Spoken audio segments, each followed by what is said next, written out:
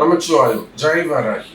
உலகம் முழுவதும் வாழக்கூடிய வாராகி டிவி நேயர், வாராகியின் ஆசீர்வாதம். ஜெய் வாராகி. சனி பெயர்ச்சியால் வரும் யோகங்கள். சனி பெயர்ச்சி நடந்திருக்கு.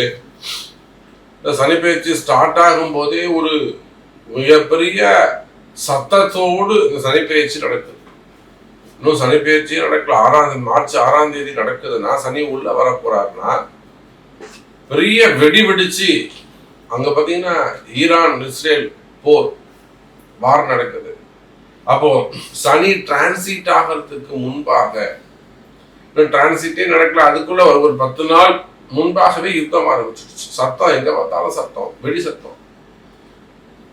அது ஈரானோட நிக்குதா இஸ்ரேலோட நிக்குதான்னு இல்ல, சுத்தி இருக்கிற அரபு கண்ட்ரிஸ் எல்லாம் பாதிக்குது. தப்பு செஞ்சவங்க தப்பு செய்யாதவங்க எல்லாரும் போய் சகட்டு மேற்கு உள்ள மாட்டுறாங்க. மாட்டினவங்க பூரா அங்க சிக்கலா மாட்டிக்கிறாங்க. அப்ப இந்த கடுமையான சூழ்நிலை, அதே சமயத்துல பொருளாதார வீழ்ச்சி, கடுமையா பொருளாதாரம் மாறப்போகுது வேர்ல்டு வைடு. அப்ப இதெல்லாம் இந்த டிரான்சிட்டோட, சனி பகவானுடைய இந்த டிரான்சிட்டோட காரணங்கள் தான். அப்ப இந்த உலகத்துக்கு பிரபஞ்சத்திற்கே இவ்வளவு மாற்றங்கள் தருதே இந்த சனி பெயர்ச்சி. இவ்வளவு கஷ்டத்துல நாம உள்ள போய் ஏதாவது ஒரு எடுத்துன்னு வந்துடும், ஒரு அதிர்ஷ்டத்தை எடுத்துட்டு வர முடியுமா? நம்ம உள்ள போய் ஏதாவது கொஞ்சம் நன்மையை எடுத்துக்கிட்டு வர முடியுமா அப்படின்னு ஒரு ரிசர்ச். உலகம் முழுவதும் வாழக்கூடிய நண்பு பக்தர்களே, 12 ராசி அன்பர்களுக்கும் இந்த சனி பெயர்ச்சியால் இல்ல சனி தரும் யோகம், என்ன உள்ள யோகம் என்ன இருக்கு அப்படிங்கிறத பார்க்க போறோம். பாருங்க. 2ஆம் இடத்தில் இருக்கக்கூடிய சனி பகவான். எல்லாரும் பாத சனி அப்படின்னு சொல்லி உங்களை பயமுறுத்துவாங்க. ஒன்னும் பயந்துடாதீங்க சார். 2ஆம் இடத்துல யாரு சனி பகவான் பிறந்திருக்கிறார்களோ, அது எந்த 12 லக்னத்துல எந்த லக்னமா இருந்தாலும் பரவாயில்ல, அல்லது 12 ராசியில எந்த ராசியா இருந்தாலும் பரவாயில்ல, சந்திரனுக்கோ லக்னத்திற்கோ 2ஆம் இடத்தில் ஒரு ஜாதகம் வறுமையானால் அந்த ஜாதகன் 33 வயசு வரையிலும் கஷ்டப்படுவான். 30 வயசுக்கு பிறகு நல்ல அவனை கையிலேயே பிடிக்க முடியாது, கொடி கட்டி பறக்கக்கூடிய யோகம். பிஸியாவே இருந்துட்டு இருப்பான், ஆல்வேஸ் பிஸியா இருப்பான். அந்த அளவுக்கு 2ஆம் இடத்தில் இருக்கக்கூடிய சனி பகவான் கும்பராசி அன்பர்களே, நிலையான உத்தியோகம், நிலையான தொழில் அமைப்புகளை தரப்போறாரு. சார், நீங்க கஷ்டப்படுறத ஃபர்ஸ்ட் நீங்க அனுபவிக்கணும், அதுதான் முக்கியம். யாரோ ஒருத்தர் கொடுத்துட்டு வேடிக்கை பார்க்க கூடாது. கும்பராசி அன்பர்களே, கடன் சுமைகள், கடன் பிரச்சனைகள் இருக்குமே, ஆனால் அந்த கடன் சுமைகள் குறையும், வருமானங்கள் அதிகரிக்கும்.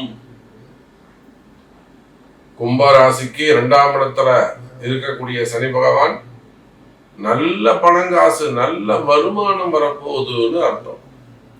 சார், சனி 2ஆம் இடத்துல இருக்குது, அவ்வளவு சாதாரண விஷயம் கிடையாதுங்க. அது ஒரு நல்ல அமைப்புங்க, ஒரு நல்ல யோகங்க. சும்மா யாராவது உங்களை பாத சனின்னு சொல்லி யாராவது பயமுறுத்துறாங்கன்னு நம்பாதீங்க. இது யோகம் தரும் சனியா இது. அதனாலதான் இந்த பதவியை நான் உங்களுக்கு கொடுக்குறேன். நான் கஷ்டப்படணும், நான் கும்பராசிங்க, நான் கஷ்டப்படணும்னு அவசியம் இல்லை. சாமி சொல்லியிருக்கிறாரு யோகம் தரும் சனி.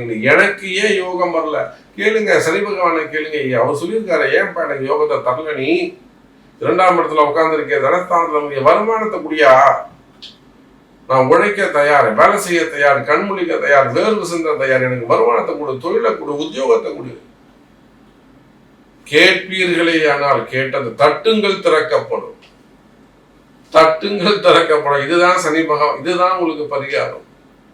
அப்போ சனி பகவான் 2ஆம் இடத்தில் அமைந்திருக்க காரணத்தினால் நிலையான வருமானம், நிலையான உத்தியோகம் உண்டு.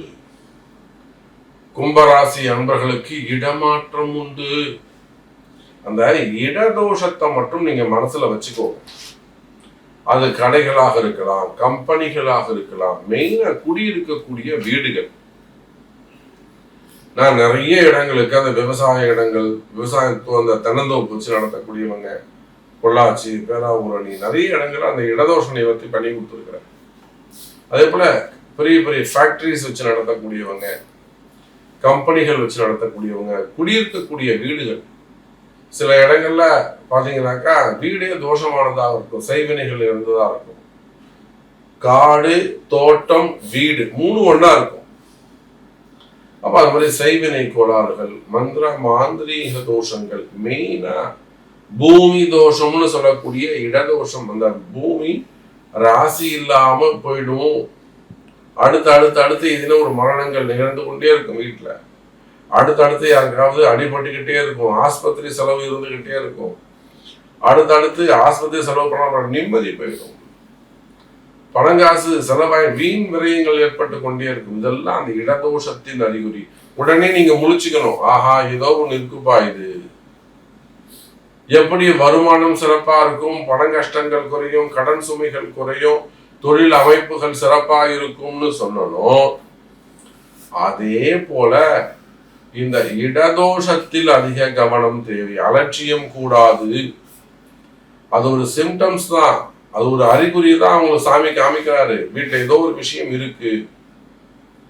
எவ்வளவு பெரிய ஒரு சாஸ்திரம் படிச்சவங்க வீடு, ஒரு கோவில் குருக்களா இருக்கக்கூடியவங்க வீடு, அவர் பல கோவில் பூஜை பண்ணிட்டு வருவாங்கன்னா அவங்க வீட்டிலேயே சில தோஷங்கள் இருக்கும். அப்ப யாராக இருந்தாலும் அந்த இடதோஷத்தை மதிக்க வேண்டும். இதெல்லாம் இந்த சில ரகசியங்கள்லாம் உங்களுக்கு தெரியாது. அதுதான் சொல்றீங்க, கம்பெனியா இருக்கலாம், ஃபேக்டரியா இருக்கலாம், கடைகளாக இருக்கலாம், வீடுகளாக இருக்கலாம், காலி இடமாக இருக்கலாம். அப்ப இந்த இடதோஷத்தில் மட்டும் அதிக கவனம் செலுத்துங்கள்.